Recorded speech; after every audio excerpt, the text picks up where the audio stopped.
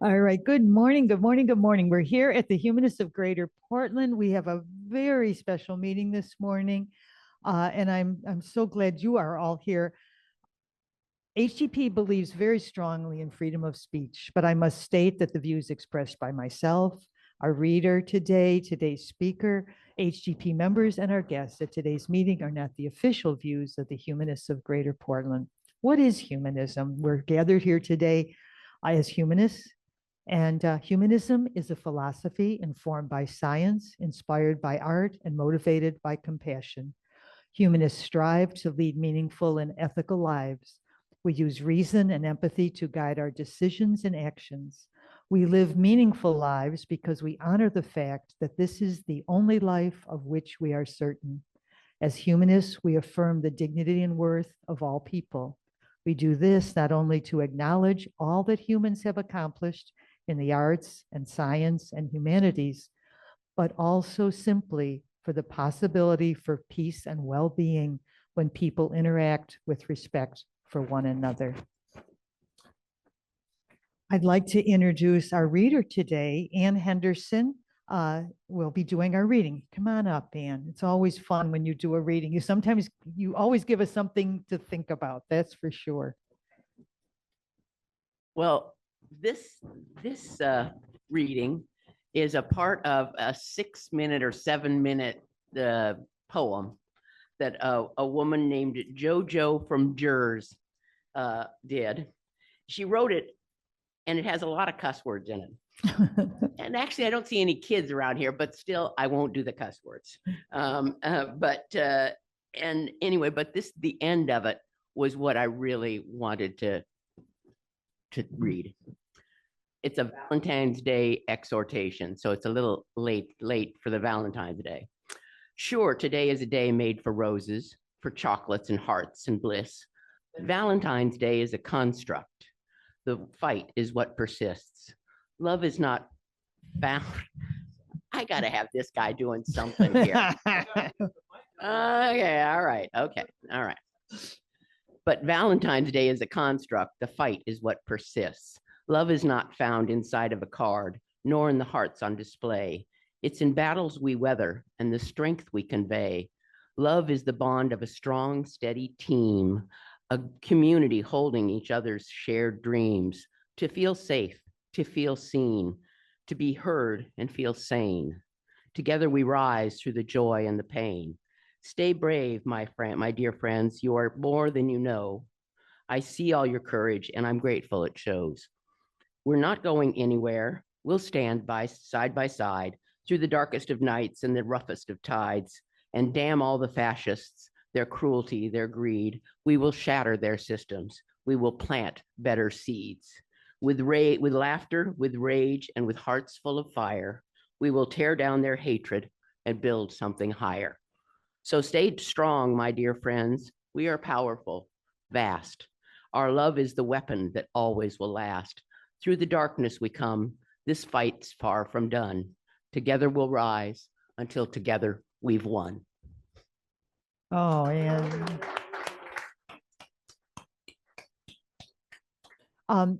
the Portland Humanists, the Humanists of Greater Portland, is a chapter of the American Humanist Association. The American Humanist Association has developed 10 commitments, which are a gentle guide that recognizes behaviors that follow humanist principles. Our topic today, tuberculosis, new scientific tools for an ancient scourge, incorporates the humanist commitment of global awareness. We are here today in Portland, Oregon, but we live in a world with rapidly increasing interdependence. As a result, events anywhere are more likely to have consequences everywhere. Global awareness broadens our knowledge outside of our own experience. I would now like to introduce today's speaker, who is the daughter of a long-term member, the Rengarajans are in India right now, and it's 10:30 at night for them, but they are here with us, and we're so welcome. So glad you're both here. Wonderful. You must be very proud parents because our speaker today, Dr. Jyothi Rengarajan, received her Bachelor of Science from St. Xavier College in Bombay University in India, her MS at Carnegie Mellon University, and her PhD from Harvard University. She is currently a professor of medicine at the Emory University School of Medicine and the Emory Vaccine Center, and is co-director of the Emory Tuberculosis Center. Her research program centers on understanding tuberculosis, an infectious disease that affects more than 10 million people worldwide each year. She's coming to us over Zoom, and we're so grateful that you're willing to share your knowledge with us today.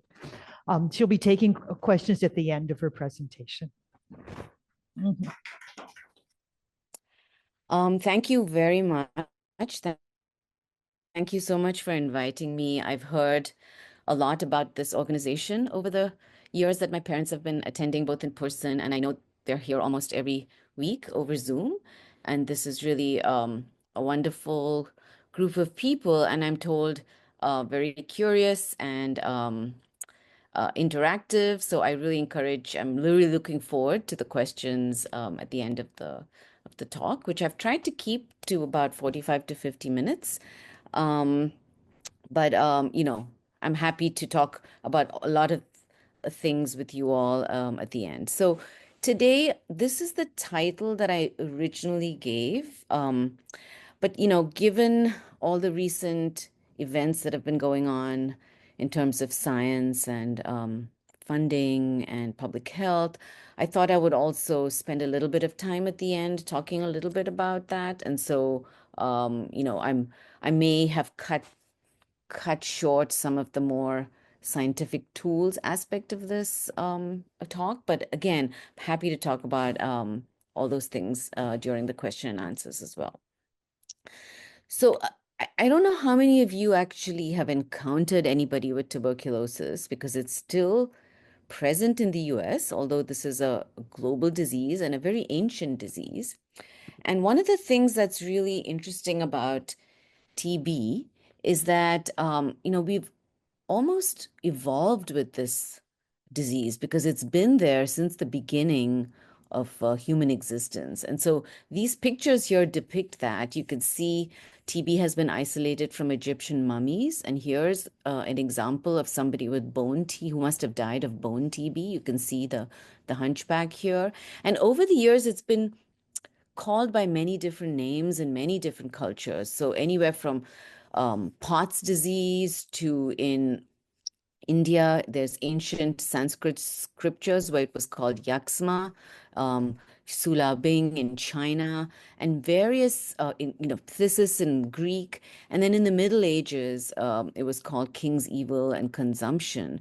But it's only very recently in the history of, I would say, human existence, relatively recently, that we really understood TB to be an infectious disease. And so that's going to tell you a little bit about the history of TB before we delve into what TB actually is.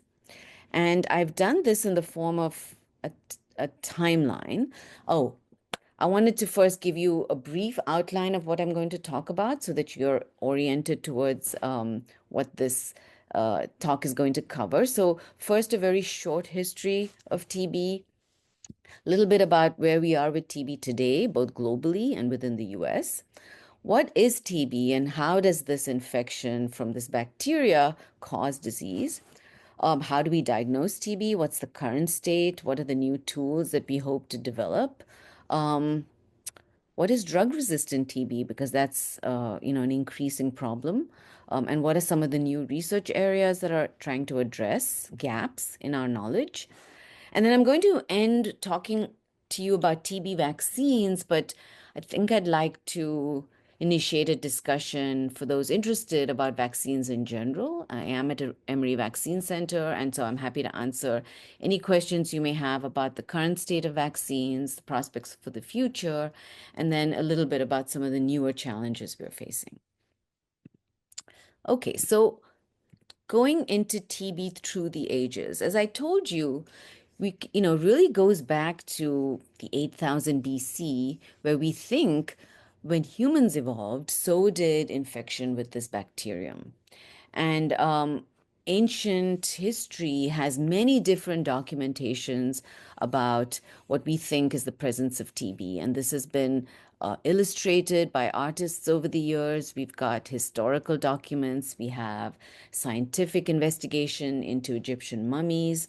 And then in the Middle Ages, where in Europe is when was some of the high days of TB, where there was a lot of tuberculosis in Europe and probably was absent from other parts of the world at that time.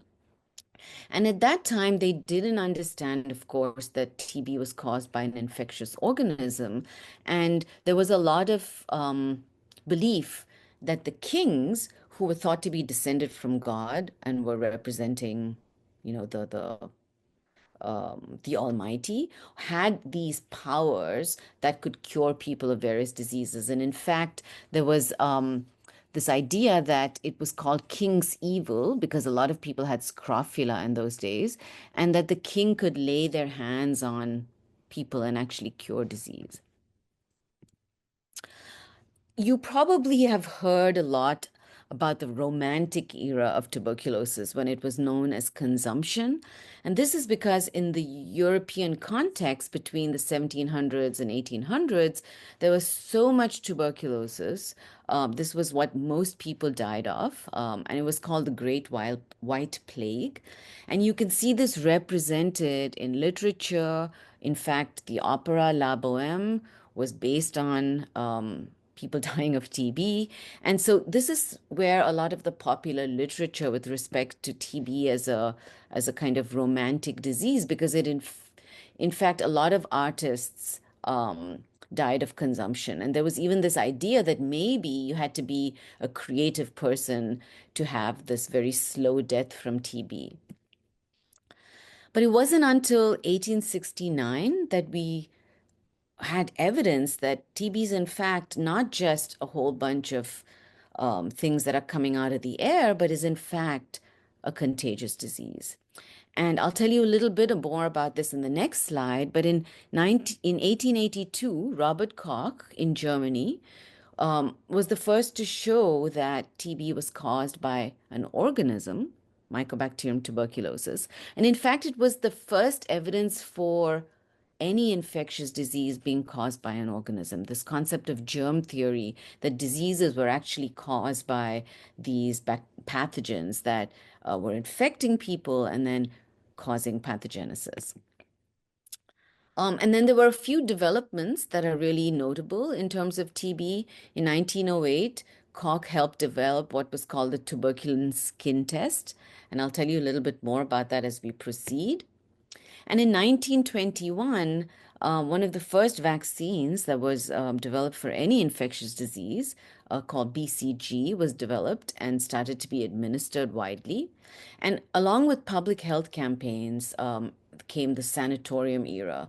And this is depicted here in this picture, where you can see people lying on beds out in the sun, and they would be wheeled out from sanatoria to get sunshine and good health. And this was thought to, and actually did help a lot of people control TB before the advent of antibiotics.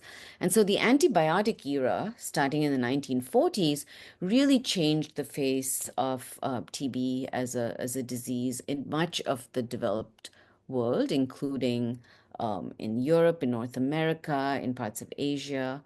But I want to emphasize that despite the real sort of miraculous cures that came about with antibiotics, they wouldn't have been possible without key scientific and medical advances in TB. And I've already mentioned Villemin, who showed that TB was a contagious disease. And he did some of the first, what we could call experiments on TB, where he took the sputum. So sputum is the coughed up mucus from a patient who has TB. So he took the sputum of a consumptive and then injected that sputum into rabbits and guinea pigs and showed that now these rabbits and guinea pigs actually develop disease. And so that was one of the first indication that TB can be contagious. And then Robert Koch actually isolated the bacterium. And you can see if you plate these bacteria on what we call a microbiological plate, it has this very typical kind of colony structure that's very curly and not smooth. And this is because this organism, Mycobacterium tuberculosis, or MTB for short, has a lot of fatty acids and lipids on the surface of its cell wall that make it very resistant to both antibiotics, but also make it very difficult for our immune system to get rid of. And so, as I said, in 1921, this vaccine came about, but this took 10 years because there were two scientists, Calmette and Guérin, at the Pasteur Institute. What they did was they took Mycobacterium tuberculosis, the virulent form that causes TB, and then they took Mycobacterium bovis, which was the bovine form of TB that was causing bovine tuberculosis. And what they did, and bovine tuberculosis actually virtually went away after pasteurization because it was transmitted primarily through milk. But what they did is they took Mycobacterium bovis and they passaged it, which means they cultured it repeatedly for 10 years. And so at the end of this 10 years, they had what we call an attenuated form of Mycobacterium bovis, and they showed that this attenuated form does not cause disease. And so this became our first attenuated vaccine for BCG, and it was given to newborns as well as adults from 1921 onwards. And then another key important milestone in treatment came not just with the advent of antibiotics, but the fact that it was recognized that no one antibiotic was sufficient to cure for TB because TB was such a slow-growing organism that it would mutate in the course of therapy. And so this was the first combination therapy that was developed for any disease, any infectious disease in the 1960s and 70s. And they recognized that you need 3 to 4 drugs for up to 9 months in order to fully cure anyone of TB. And our current therapy, which exists, is still 4 drugs for 6 months. So this, as you can imagine, is very challenging. Any of you who might have taken antibiotics for even a week know how difficult it is to continue to take your medicines. And TB patients have to take 4 of these drugs for 6 months. And then something that I think was very momentous in the sort of history of medical advances related to TB, in 1998, the genome of this organism was first sequenced, and that opened up a new era of research that exists to this day. But what I want to emphasize is, the medical advances like drugs and vaccines really did change the face of TB, but TB was also controlled through public health measures. And in fact, these measures had a really significant impact on the prevalence of TB in much of Europe and North America. So I mentioned sanatoria. Well, we know that rest, fresh air, a healthy diet can really help the immune system. Public health campaigns and increased hygiene, where in general, the standard of living was increased for lots of people in these countries, really helped to prevent TB. And this is shown here in this graph, where if you look at the mortality rate per 100,000 population from 1860 to 1950, you can see here, this is when TB was identified as a bacterium. Skin testing started. Here's World War I and World War II, and the beginning of antibiotics, which really decreased TB, but you can see that TB was decreasing over the years simply from these public health measures. And that's shown again here, where you could see here's when BCG was introduced. This was when BCG vaccination became widespread. And this is when the first TB drug became available. And here's when combination therapy started. And you can see that TB really decreased substantially in North America and Europe.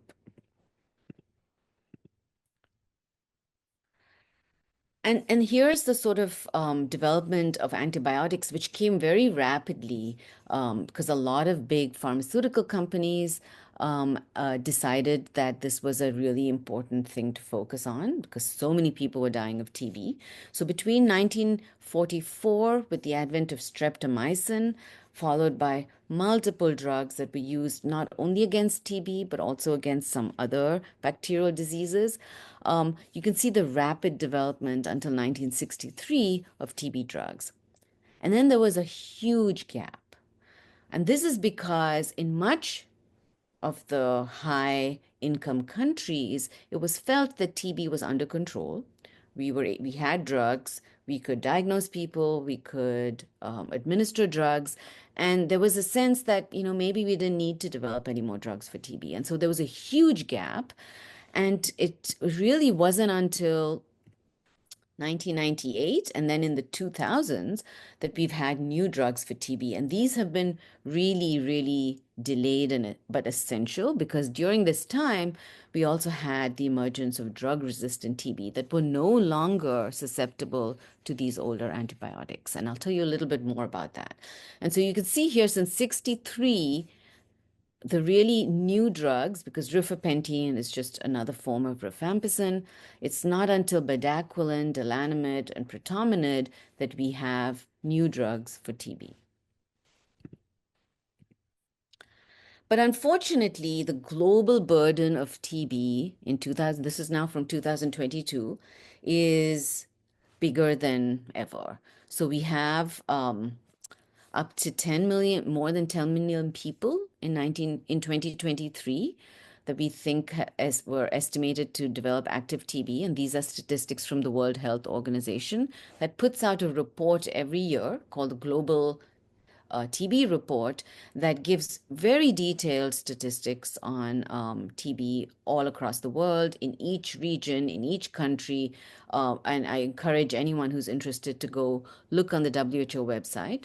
There's also excellent data from the CDC that documents not only statistics from the US, but also in many of the overlapping with the WHO, puts in perspective the US TB cases with respect to the rest of the world. And we still have more than 1 million deaths attributable to TB, despite, as I told you, the availability of antibiotics. And some of this is due to the challenge of administering 6 months of TB therapy. You need the public health infrastructure, you need healthcare workers. And so this is where the gaps in public health exist despite advances in medicine and public health. And then 5 countries, I want to draw your attention to this. There are 5 countries that account for more than half of all TB cases worldwide. And this includes India, Indonesia, China, the Philippines, and Pakistan. And you can see that here in all the dark red shaded regions. And although there's a lot of TB in sub-Saharan Africa, where the incidence of TB is actually very high, the sheer number of people who live in South Asia and Southeast Asia, just the large population size leads to this very large amount of TB.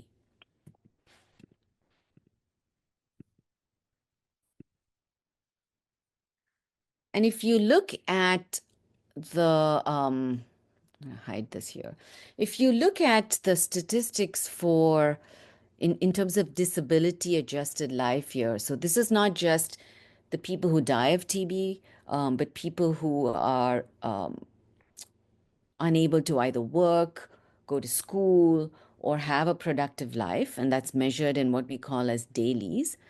TB, malaria, and HIV still contribute the greatest number of global dailies for any infectious disease. And you can see that here, the big 3, TB, malaria, HIV, but you can also see there's a number of other infectious diseases that are contributing, including diarrhea, streptococcus, all treatable and even vaccine preventable diseases that are still causing a huge amount of deaths, mostly in children, but also in adults.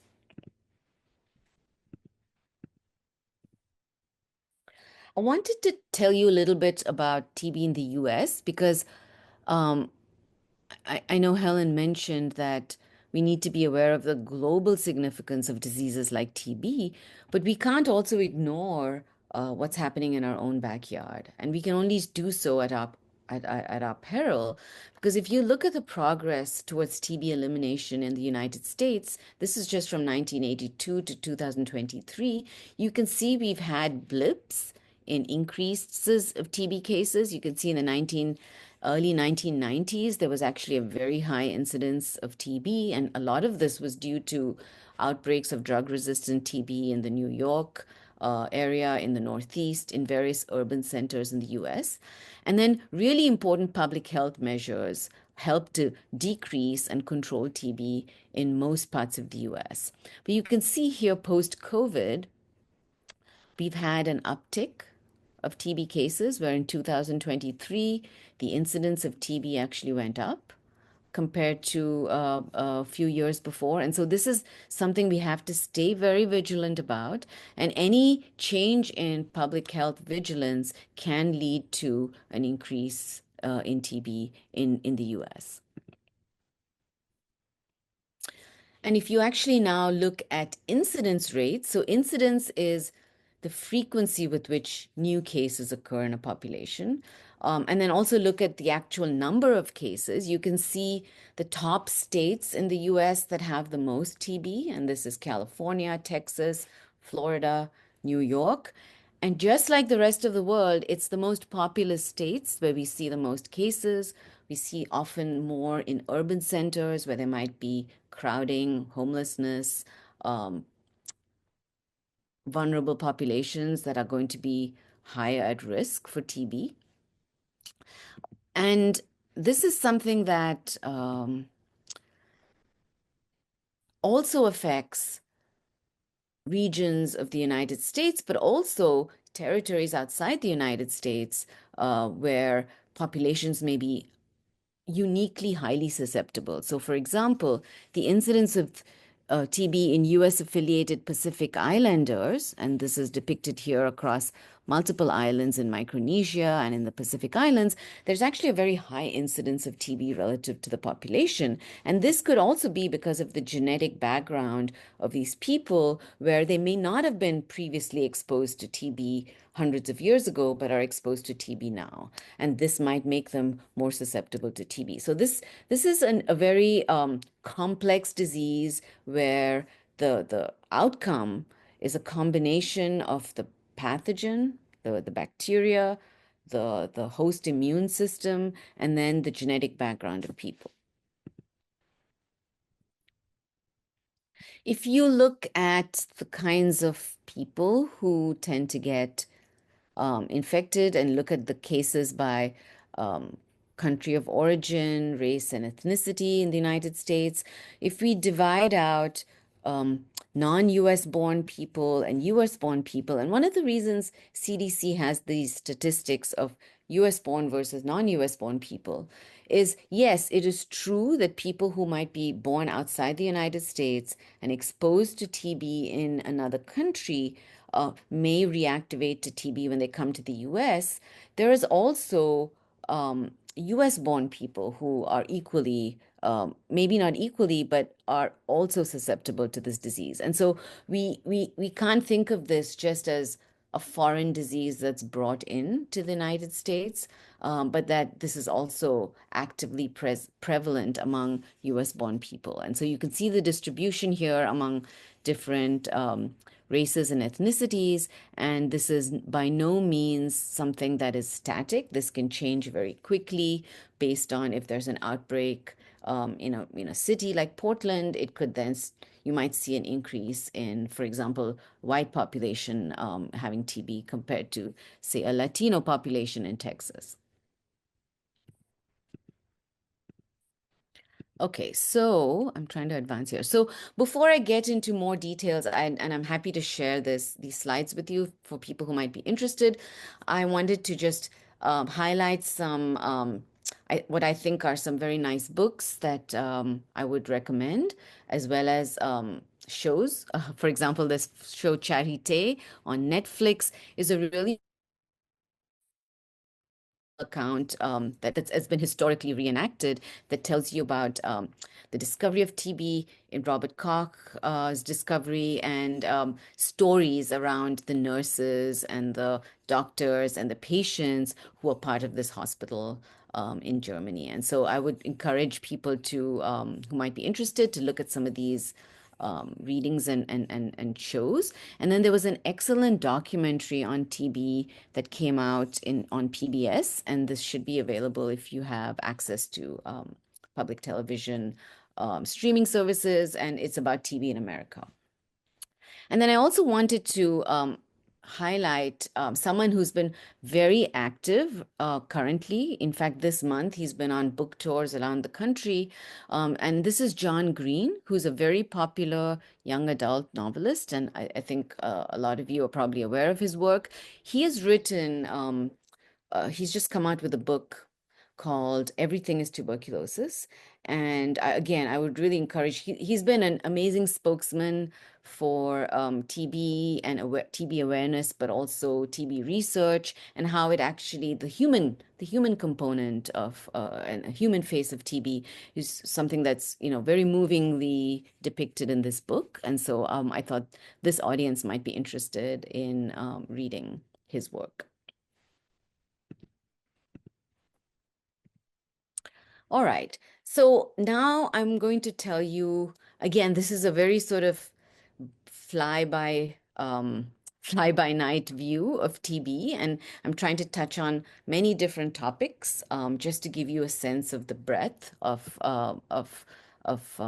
information on TB and as a disease and its treatment. And so first, I'll just tell you a little bit about infection.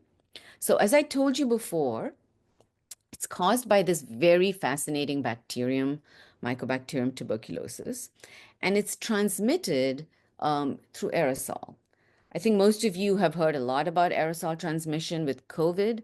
This is something in the TB field we've been very familiar with for years, the need to mask to prevent aerosol transmission, because the bacterium transmits only from humans to humans. There's no reservoir of bacteria out in the environment. So it's purely transmitted through humans. And so when you think about it, that's also tells you that it is possible to eradicate TB if we can stop every human from transmitting TB to another human. It's a very slow-growing bacterium and makes it very challenging to study. As I told you before, it has a very unique cell wall that's very hardy, makes it very difficult to kill with regular antiseptics, and also not every antibiotic in our pharmacies can be used to kill TB. We need very specific antibiotics, and we need 3 to 4 at the same time. And then from the scientific perspective, because it's this virulent organism, we need a biosafety level 3 laboratory to work with TB. And you can see this is a colleague of mine working in the BSL-3, and this is the kind of equipment, personal protective equipment we have to use to work in TB. So it requires a high level of facilities and resources, but it's also can be done. And there are people all over the world with BSL-3 laboratories who are able to work on TB. So one of the things that makes TB really fascinating and also difficult to study and understand is this fact that you could have one person, so say you have a person with untreated pulmonary TB, and they cough, they live in a household, they go to work, aerosol transmission can then lead to infection of multiple people in the population. But one of the really fascinating things about TB is that if you're mostly healthy and you don't have HIV, and you don't have any kind of immunosuppressive medications that you're taking, and you're not very old, 90% of people can control this infection in what we call asymptomatic infection or latent TB. And that's depicted here. There's a large number of people around the world who we think have asymptomatic latent TB after being infected. And so that means the immune system has the capacity to control TB to some extent. Now, out of the people who control TB, many of them actually don't eliminate the bacteria. And so they're asymptomatic, but they may still have bacteria persisting inside their lungs. A lot of these people may die of regular causes and never get TB, but then a fraction of them can reactivate to active TB. And the reasons for reactivating are multiple, but some of the most common ways that people end up with reactivating TB are things like HIV, cancer, and other things that might suppress the immune system. Now, after infection with TB, there's about 5 to 10 people 10% of people who are healthy but don't control. And these people progress to what we call active TB, and you can see this in an X-ray. You can see this, these white areas show that this person has lung damage, and you can also see this in the CT scan. So why do some people develop disease after infection while others control infection? This is still one of the sort of the big outstanding questions in the field that we haven't answered, and there's an active area of research and is really important in order to develop better vaccines for TB. A little bit about TB disease progression. I told you that it's transmitted through aerosol. So if someone inhales an aerosol particle that contains TB, it goes into their airways and into their lungs, and there it's taken up by immune cells called alveolar macrophages. And these immune cells are normally supposed to help you kill and clear bacteria that enter the lungs. And so the majority of bacteria that we encounter actually get handled by these immune cells. But what TB does is TB replicates, it grows inside these immune cells, and it interferes with the normal immune response. Now, in the people who control as latent TB, like I told you, we think there's a certain kind of immune response that they have that allows them to kind of contain the infection without completely eradicating. Okay, so here, this might be 1 or 2 bacteria that are somehow contained inside the lung.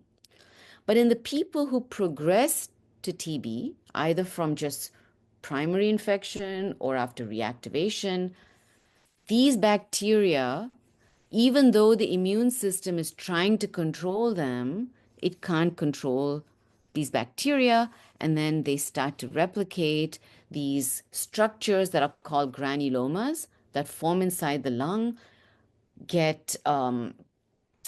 There's a lot of like tissue damage. The bacteria get out of these granulomas and then can infect other people. And then that comes out as a cough. And so when the person starts to cough and they have symptoms, new aerosol particles can form, and then that gets transmitted.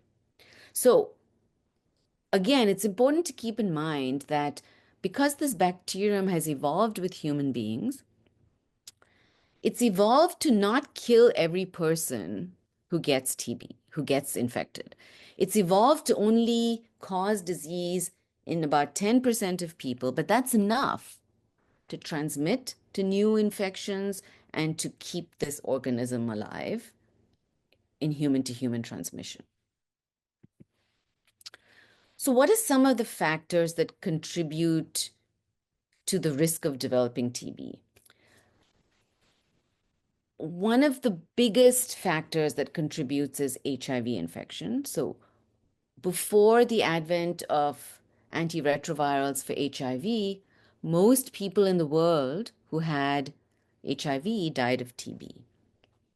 But there's other ways in which you can increase your risk of TB that's not as drastic as HIV, but still causes a lot of TB progression. And one of those is undernutrition, not just malnutrition, but undernutrition, alcohol use, smoking, and diabetes. And if you look at the statistics globally, you can see that the number of people with a new episode of TB these are the sort of 5 biggest risk factors that lead to an increased TB risk. And here, undernutrition is in fact the biggest risk factor. There's alcohol use disorders, here's smoking, HIV infection, and diabetes. And diabetes is really interesting because the more we understand about the immune system, the more we realize that chronic conditions like diabetes and infectious conditions like TB and other infections are really very related. So this idea that, we have to now focus on chronic diseases for research and not so much on infectious diseases is really ignorant because the immune system has already connected chronic diseases and infectious diseases. And so you can't really ignore one and study another and hope to advance human health. And one of the things that my research is very interested in is to understand why is it that people with HIV or diabetes are at a higher risk for TB. And that's something that we're working on using various kinds of animal models as well as studying humans. One of the other big challenges in TB is this idea of diagnosing TB. So let me tell you what the current status is. How do you diagnose someone with active TB? Well, it turns out that you still need a combination of clinical symptoms, x-rays, and the actual physical detection of the bacteria in the sputum of humans. And this can be done by what we call smear microscopy. It's not very sensitive. It misses a large number of TB cases. We can culture the bacteria in special media, and this is still currently the gold standard, but it takes 3 to 4 weeks to get a positive result. We can do PCR, which is very similar to the PCR test you might have had for COVID or flu. And this is much more sensitive, but it still has some issues and can't diagnose everyone with TB. And then all of the current methods that we have actually require us to have to cough up a sputum sample.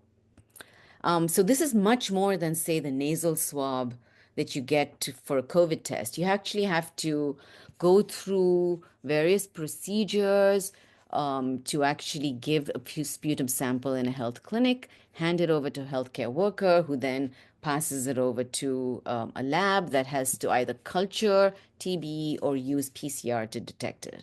And so this is very difficult to obtain from people. And you can imagine if someone's very sick, who's older, who is a child, it's very difficult to get these sputum specimens. So one of the areas of research that's more translational is that we really need tests for TB that don't just rely on sputum.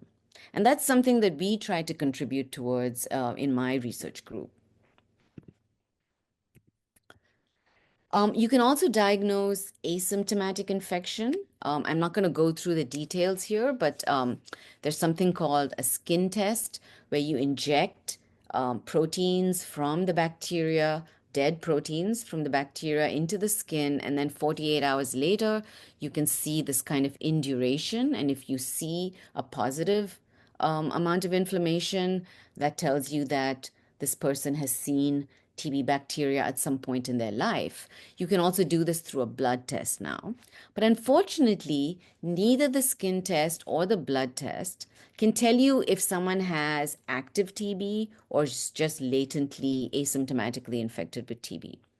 So this blood test can't be used to say, oh, this person actually has clinical infection and this person was infected but doesn't actually have disease. you need the clinical symptoms. And so we wondered, can we design or find a way to design a blood test that could potentially discriminate between active TB and latent TB? And we did this, we had approached this several years ago by studying people in Atlanta, where there was a fair amount of TB in the early 2000s, in a county hospital called Grady Hospital. And we were able to recruit, with the help of our infectious disease clinical colleagues, we were able to recruit active TB patients before they started treatment, as well as asymptomatic people with latent TB.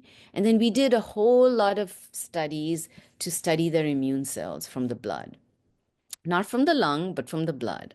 And we were able to publish a study that showed that we can actually identify what we call biomarkers. So these are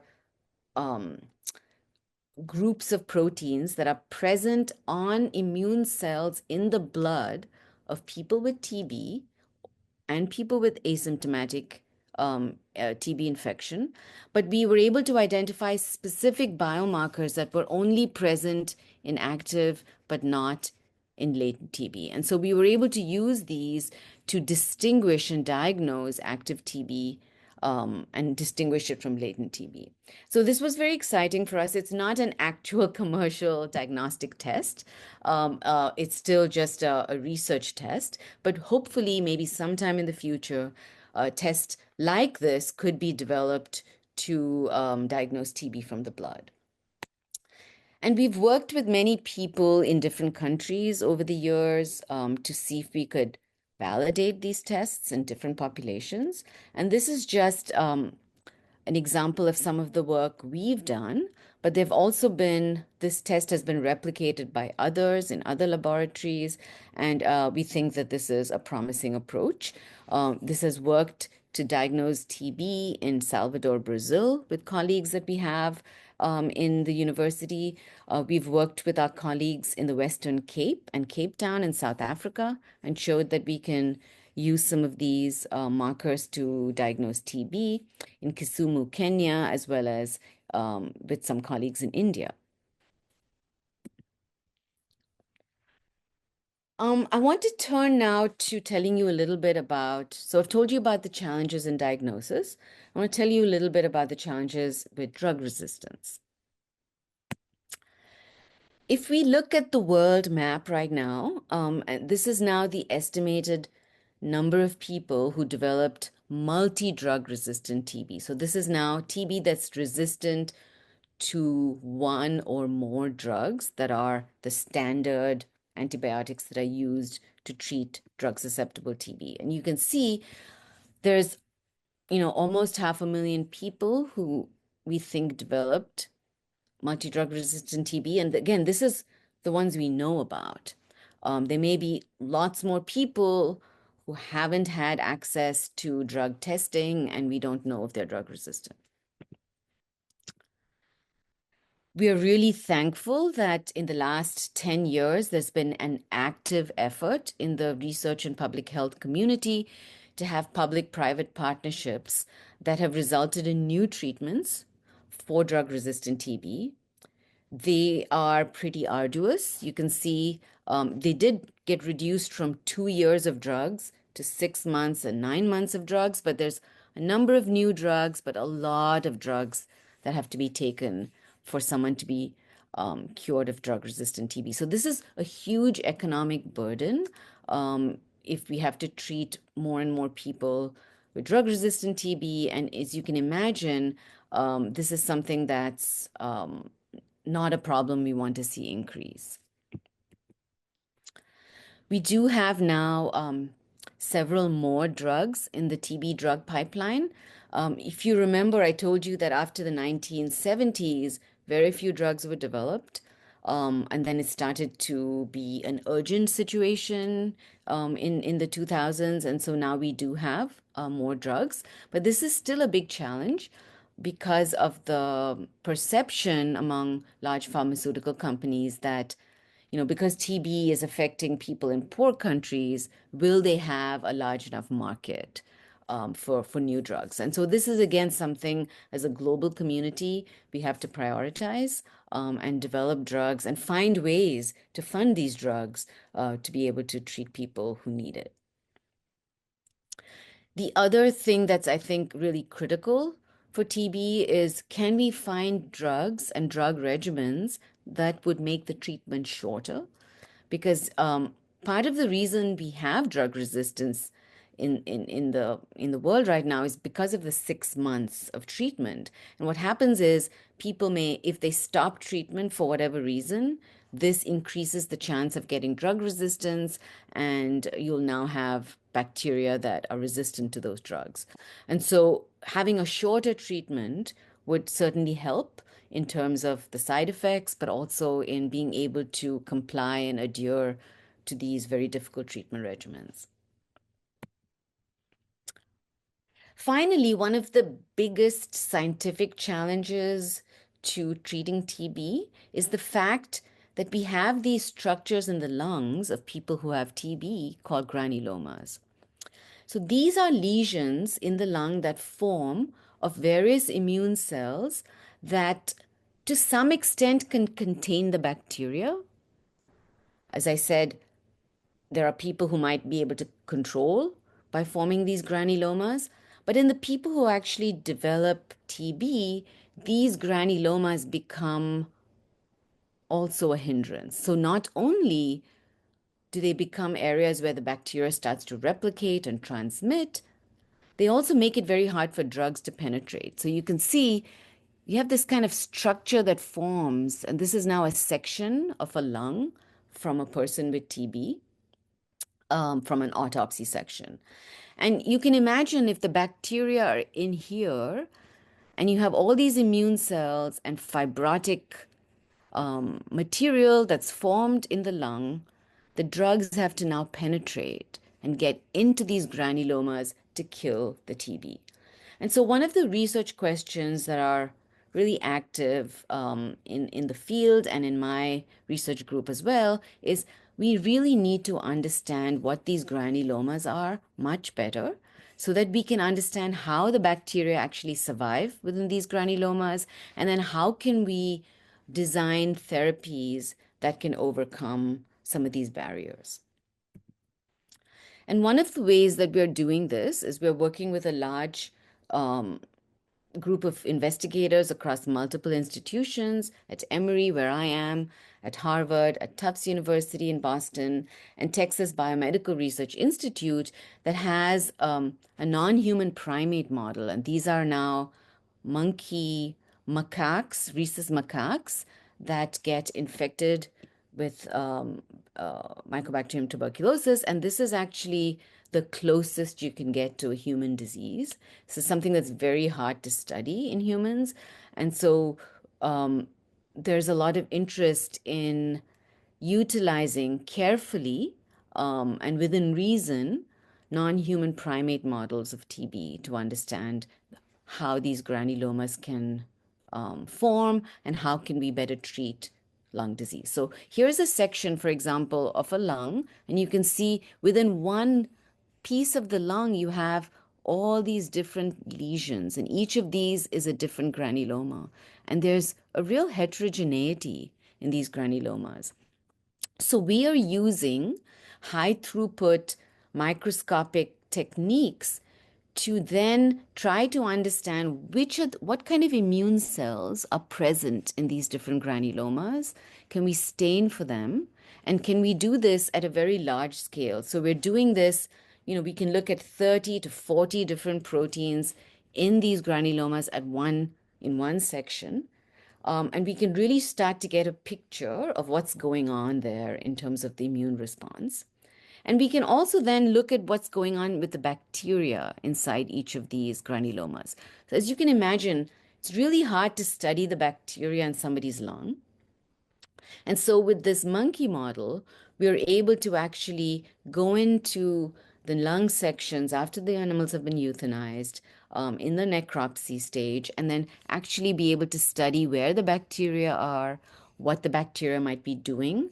And I don't know if you can see this, but you can actually see the staining of these little rod-shaped bacteria that are being pointed out by this arrow. And so there's a lot of information we can get from these kinds of studies. And we've made a lot of progress. We've seen that the granulomas have a very specific kind of architecture, which is really fascinating when you think about how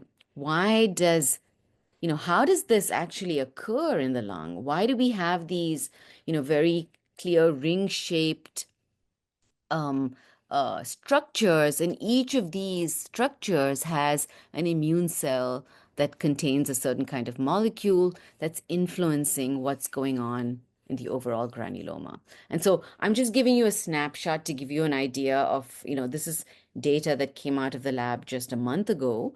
And we can see we're really starting to understand that there are different zones within these granulomas that have different kinds of proteins, that may have different kinds of functions. We're trying to understand, can we disrupt these kind of architectures, and can we improve treatment by accessing the bacteria that are inside here? And then finally, I want to spend the last sort of 5 minutes of this just telling you a little bit about vaccines. And I apologize, I know I'm talking a lot and covering a lot of breadth, but I really wanted to give you a big picture. And I know I can't do justice to each of those areas, but I do want to leave you with what I think is one of the most important public health interventions that we have in our repertoire of tools to combat infectious disease in general, and that's vaccines. You're doing fine, Dr. Renger. Okay. And just we're fascinated by your work. Keep going. Okay, thank you. Okay, so right now, unfortunately, BCG, which, if you recall, was developed in 1921, is the only licensed vaccine for TB that exists in the world. We still vaccinate newborns with BCG in most parts of the world, not in the US. And we can talk about that more if you're interested in why. And about 87% of infants worldwide were vaccinated with BCG in 2022. So there are benefits of vaccinating with BCG. It does protect infants and young children against severe forms of TB, such as TB meningitis, which means TB that goes into the brain, or disseminated forms of TB that can spread into other parts of the body. So it can protect small children and infants against these really bad forms of TB. And this is why we still administer BCG throughout the world. It's also very interesting in that it seems to be associated with what's called as all-cause mortality in children under the age of 5, which means it seems to cross-protect against other infectious diseases as well. And so children who receive BCG may be protected against some of the other bacteria that have nothing to do with TB. So that's another reason why we continue to give BCG. But unfortunately, BCG does not prevent the sort of most common form of TB, which is pulmonary TB in the lung, in either children or adults. And this is the reason we really need a better vaccine for TB. Because a vaccine would protect not only against treatable forms of TB, but a vaccine would protect potentially against the drug-resistant TB as well. And so the combination of vaccines and treatment could one day lead to the eradication of TB if we were to get a successful vaccine. And I want to just spend a minute telling you a little bit about, we talked a lot about the children under the age of 5 who are protected by BCG. In general, children under the age of 5 bear the greatest problems in terms of disability-adjusted life years across multiple pathogens. So this is now data from across 85 pathogens. And you can see in orange here are the children under the age of 5. This is all ages, and this is greater than the age of 5. And across different parts of the world, you can see that, most of the burden of diseases caused by pathogen is borne by children under the age of 5. So this is a really important age group to protect. We do have new vaccines for TB in the pipeline. They're in various stages of investigation, all the way from phase 1 to phase 2A, 2B, phase 3. And these are just candidates. So these are candidate vaccines that we hope will show efficacy once they get through trials. And I can't tell you that we have the perfect vaccine yet, but it's really important that candidate vaccines go through these different stages of vaccine trials and get into people, because it's only when they get into people that we can really judge if a vaccine is working or not. So, for example, one of the most promising vaccines we have is this one called M72. And several years ago, this vaccine was administered to over 3,000 adults without HIV who were enrolled in Kenya, South Africa, and Zambia. And this is a New England Journal of Medicine article that reported that there's a very promising efficacy against pulmonary TB 3 years post-vaccination. And this is still only about 50%. But it is the most promising vaccine that we have. And so this vaccine is going forward to the next stage. But you can imagine that we really need research that focuses on better and better vaccines if we hope to get anywhere up to 70 to 80% protection against disease for TB. And I think this is a concept that we have to keep in mind for all infectious diseases, that no single vaccine may protect everyone 100%. So even a certain level of protection can be very useful in a population in preventing disease. And that's something we have to keep in mind, whether it's COVID or flu or TB or any other childhood infectious disease that we vaccinate against. And that brings me to sort of this idea of the challenges and threats we have to global vaccination, and in the US as well. Globally, we know that vaccination prevents a lot of deaths. We already know that there are several children who've missed out on vaccination, and we're trying to close that gap globally. We know that in 2023, a very large percentage of infants received 3 doses of diphtheria, tetanus, pertussis vaccine. 87% received BCG. We know they received polio vaccines. But you can see that even with all these wonderful advances, we still haven't reached 100% coverage that's really needed to protect children globally. Here's the vaccine coverage in 2023. So this is now showing the share of 1-year-olds who've been immunized against a particular disease or pathogen. And you can see here's diphtheria, pertussis, tetanus, that's about 84%, polio, measles, hepatitis B, influenza type B, rubella, pneumococcus. And you can see it sort of gets lower as we get to things like rotavirus, which is a newer vaccine, yellow fever, which affects a lot of countries in sub-Saharan Africa who actually don't have that vaccine available to them as much as they should.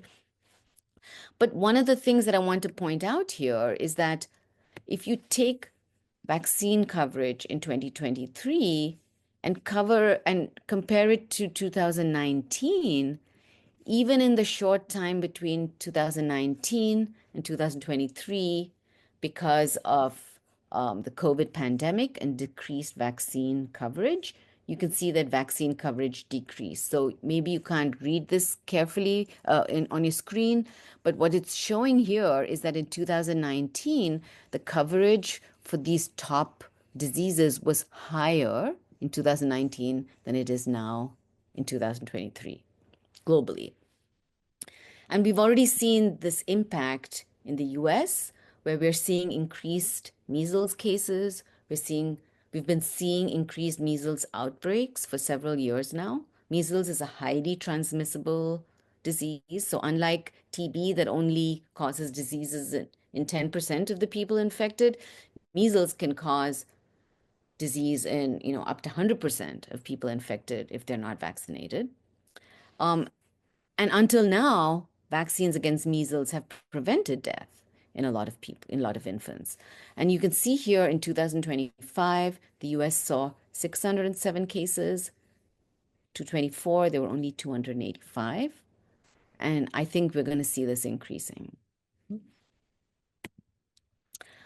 And yes, unfortunately, despite the amazing advances in public health and science that we've seen in the last 50 to 100 years, the federal government in the US, as you know, is the main funder of biomedical and scientific research. And I know this audience is well aware of the issues we're facing for the National Science Foundation, the National Institutes of Health, that really fund most of this research, as well as the public health infrastructure and research that's funded through the CDC and the NIH. And here in Atlanta, we've seen firsthand the absolute devastation that's been occurring in the last 2 months with the CDC. And in fact, it's been projected that just from the US funding cuts on TB alone, if you project the outcomes, because some of this is US funding that went to other countries to treat for diseases like TB and HIV, it's been projected that we could see really big increases in the incidence rate, in the mortality rate, and TB cases and TB deaths.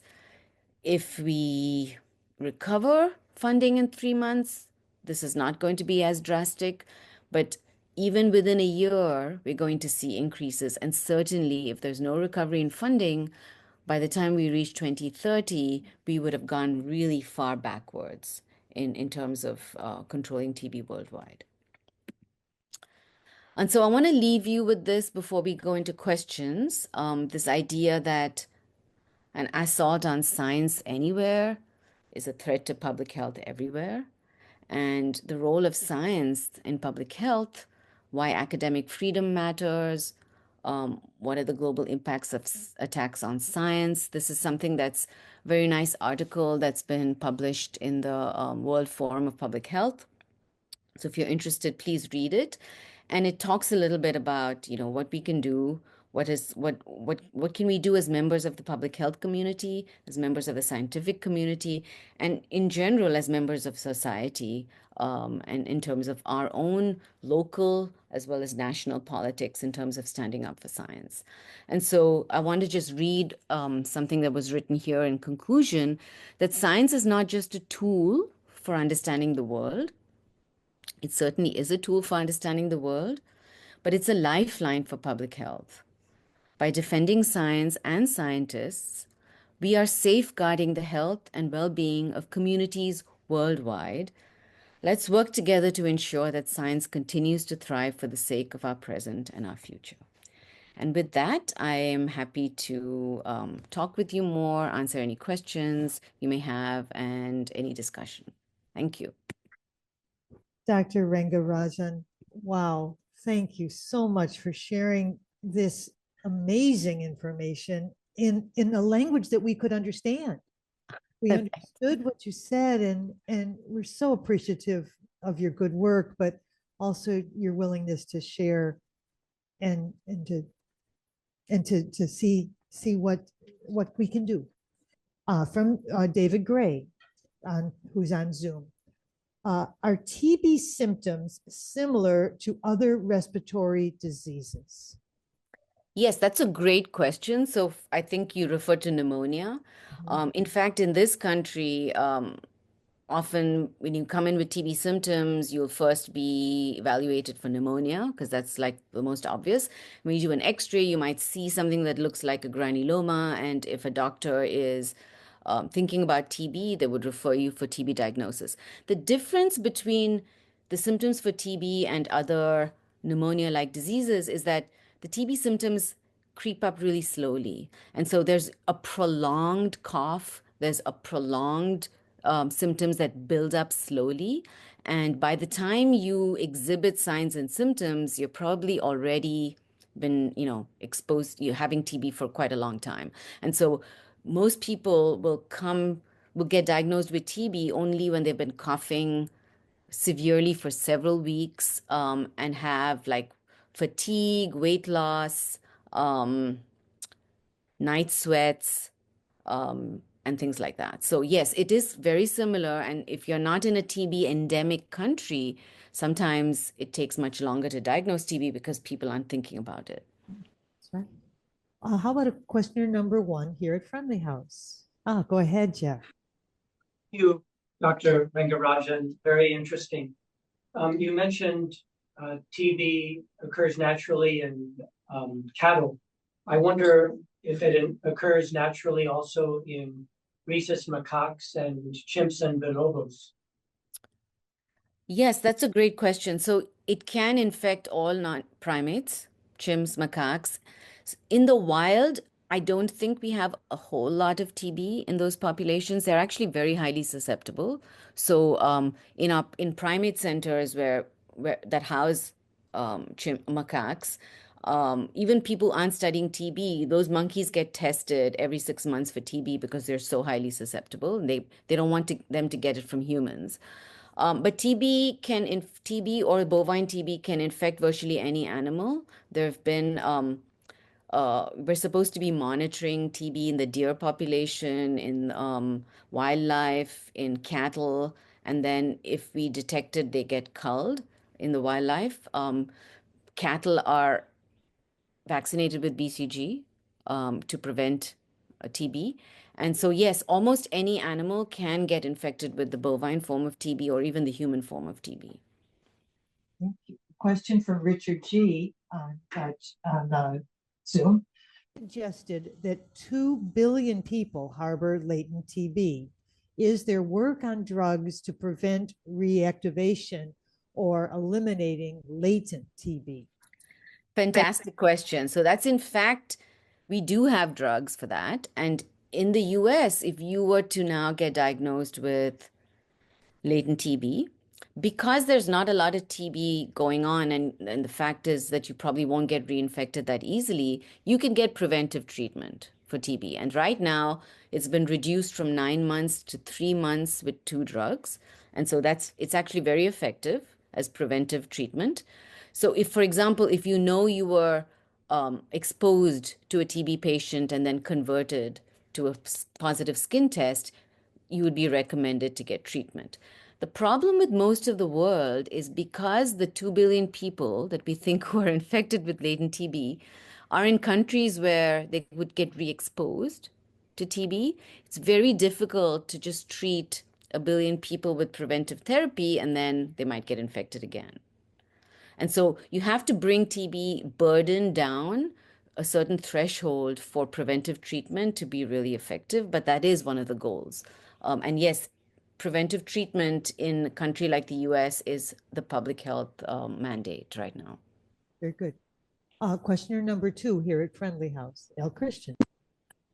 Yes, from your statistics on where TB is on the earth, and I look at it, I think, oh, it's a China problem. China is a big country with lots of science. They'll probably solve it. Is that good thinking? And are they doing their part? And are they doing it much better than the United States is doing its part? From the scientific perspective, I would say for sure, there is a lot of funding towards TB research in China. In India as well, not as much as it should be. But certainly, in terms of the sheer population size, China and India and other parts of Southeast Asia have the biggest burden of the problem. Now, I think most of the science has to go in parallel with the public health measures. And I think that's where the challenge is. Yes, in China, they have treatment programs. India has treatment programs. A lot of the barriers are finding all the people who have TB, diagnosing them, and then making sure everyone gets treated. And so, despite the big advances in healthcare and science in China, there's still enough people and enough vulnerability that they'd have to go and find every single person and treat them. And so, I think they could do that. If there's anyone who could do that, it's probably China. They could have maybe by 2050, if they treat everybody with TB, they could probably, get rid of it in their, country. Jules, you have your hand up. Could you ask your question, please? Come on in and ask your question. Okay, yes, can you hear me? Yes, we do. Go ahead and ask your question. Okay, is there an inverse relationship between bovine TB and the lack and pasteurization? And has BCG introduction ameliorated that threat? In other words, even if you're not pasteurized and you got BCG, you're okay. Yes. Good. So the cattle who get BCG are definitely more protected than humans who get BCG. And yes, pasteurization pretty much has eliminated Bovine TB. transmission of bovine TB. Yes. Excellent. Thank you. Jules, thank you for asking. That was perfect. I want to just thank you. Great job. We have a questioner from number 3. It's friendly ones.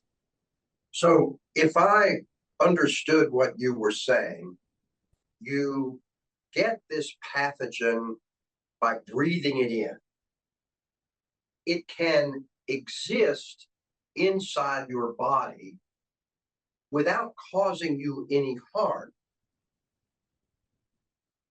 It might cause you harm in ways other than becoming problematic in your lungs.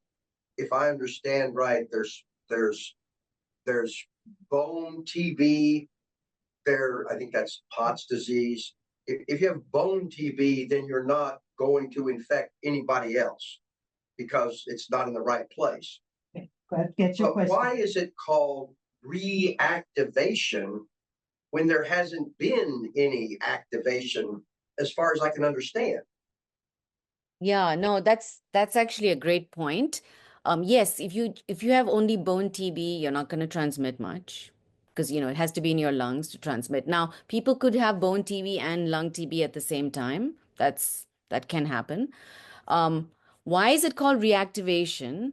It's referring to the bacterium actually, because the way it initially when we didn't know as much about what latent TB really is, we thought of it as the bacteria going into kind of this dormant state, and then it would reactivate and cause disease. And so that's kind of where that terminology comes up. It's not necessarily that the immune system is reactivating, but that the pathogen is reactivating to cause disease. So it's a kind of, I sort of agree. It's not a very useful term. It's just become something that's a recognized terminology. But I guess you could rather say that you now progress.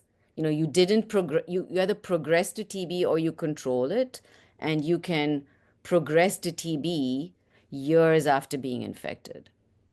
And that could be because of co-infection with HIV, that could be because of undernutrition, that could be because of smoking, that could be because of old age, or some other unknown factor. You just now progress. You're progressing like 50 years later. Thank you. We have a questioner. I think is it Suzanne Hagel on Zoom? No, it's Susan Pierce. Sorry, Susan, go ahead. So thank you for everything you've told us. My PPD converted to positive in 1974 after exposure from a patient I was taking care of in the ICU. I was treated prophylactically with INH. I didn't complete. Susan, you got. I was a little sporadic, so I didn't complete the. I have a chronic cough going back way to childhood. I attribute night sweats to menopause. I am now officially, according to many definitions, old. And although I rarely admit that, Please. and I do use alcohol at this point in my life, not more than 2 glasses a day. Any advice? I think it's always a good idea, especially if you didn't fully complete INH treatment. I think it's always a good idea to get an X-ray and get tested again with a skin test or with the blood IGRA, the interferon gamma release assay. I And have just been make sure. tested. I've You've been done some, retested? You've been but retested? way back because I was a nurse. I mean, retested just to make sure. Even at this point in my life. Yes, yes. I mean, people in healthcare get retested like And routine. then they did a chest X-rays for a while. And get a chest X-ray, yes. And so I should check with my primary about that. Yeah, and if the chest X-ray is clear, really the risk is, probably 0. But Oh, that's Yeah. helpful. Okay. And one more quick question. No, Could you no, there's expand- no time for, we've got other people in line, Okay. Susan. I'll Let's put see, my hand question back number up. 4.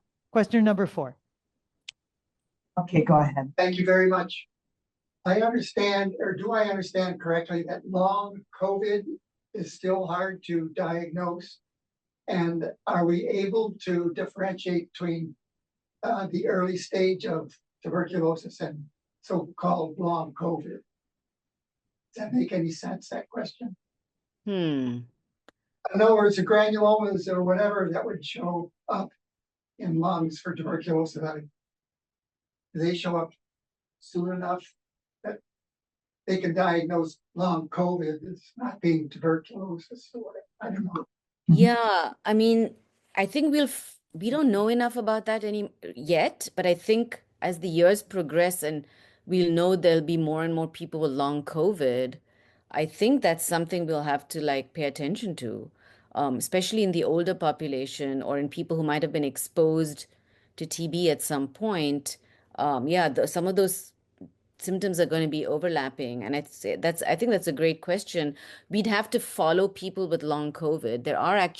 There were ongoing studies to follow people long term who have long COVID to really understand what's going on with them. And I don't know if those studies are going to continue, but that's the kind of work that needs to be done in order to answer your question, which right now I can't answer. Thank you. Our final question is Gail, you're on Zoom. Come on in. Hi. I'm asking, this is regarding, as you well know, Mr. RFK Jr. is now in Yep. charge of the Health Human Services, which terrifies me Yes, because terrifies he's me too. anti-vaxxer. If he somehow succeeds in stopping the production of COVID and flu vaccines in this country, which would devastate someone with chronic respiratory illnesses like myself, or is there a way I could get COVID and flu vaccines outside the United States, like in Canada? Would I be able to go to Canada and get them? Would they? Yeah. That's it. Yes. Question's been asked. Go ahead. You should be able to go to Canada. I mean, technically, you should be able to go to Canada because Canada is still part of all the WHO and the vaccine committees that decide which kind of vaccine. The problem is the circulating flu virus in Canada may be different than the one in the US. I don't think it'd be as different as it would be like in, Malaysia. But the flu vaccines every year are seasonal, and they try to make the vaccine correspond to what's circulating. And so you'd have to get lucky in another country for flu, and same with COVID. But yes, I think it is something that can be done. One could go to Canada or Mexico and potentially get a vaccine and just pay for it out of pocket. And mask. I would say we have to start masking again, when we go out into the public. Asking again. Okay. Thank you so much for this wealth and your willingness to share with us. Thank you for the great questions. This is a wonderful audience. I'm starting to something else. Crazy stars.